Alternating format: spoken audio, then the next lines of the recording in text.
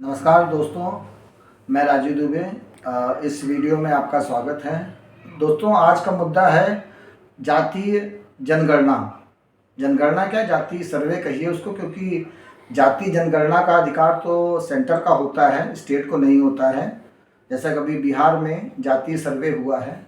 मित्रों, जातीय जनगणना या जातीय सर्वे जो कुछ भी इस समय चल रहा है, ये एक बहुत ही इम्पॉर्टेंट मुद्दा है सारी पार्टियों के लिए 2024 के चुनाव के लिए।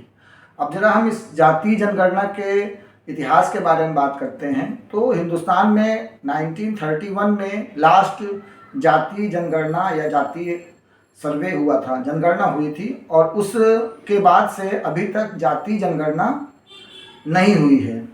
अब हुआ क्या कि पहले SC/ST को जो है 15% और 7.5% आरक्षण मिल रहा था। इसके बाद धीरे धीरे चीज़ें आगे बढ़ती गई। तो बाद में फिर 1979 में जनता पार्टी ने एक पिछड़ा आयोग का गठन किया, जिसमें जो लोग शैक्षणिक रूप से या सामाजिक रूप से पिछड़े हुए हैं उनके बारे में जांच करने का, उनके बारे में निष्कर्ष पता करने के बारे में था। और 1990 में VP सिंह ने इस मंडल आयोग को, या फिर जो पिछड़ा वर्ग आयोग था, उसकी जो रिपोर्ट है उसको जारी कर दिया था।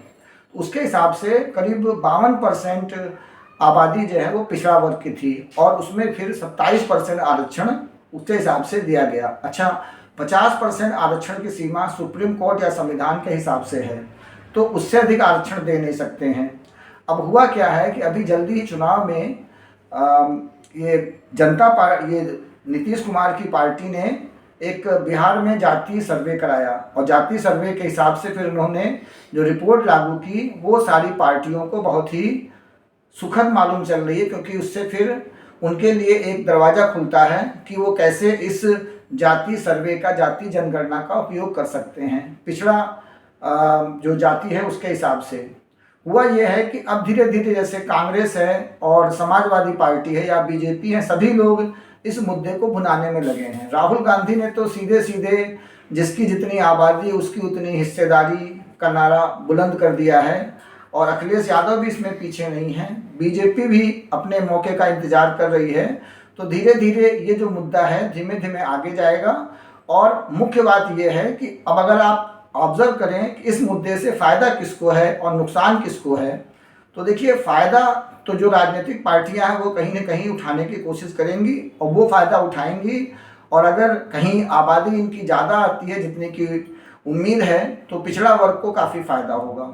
नुकसान किसको होगा, तो नुकसान में आप ये समझ लीजिए कि नुकसान जो सवर्ण लोग हैं उनको नुकसान होना है, क्योंकि बाकी जो धर्म हैं, जैसे इस्लाम है, जैसे क्रिश्चियन है, जैसे सिख हैं, उनको अपना धर्म काफ़ी सहूलियत प्रदान करता है। हिंदू धर्म में SC/ST और OBC को पहले से ही आरक्षण मिल रहा है।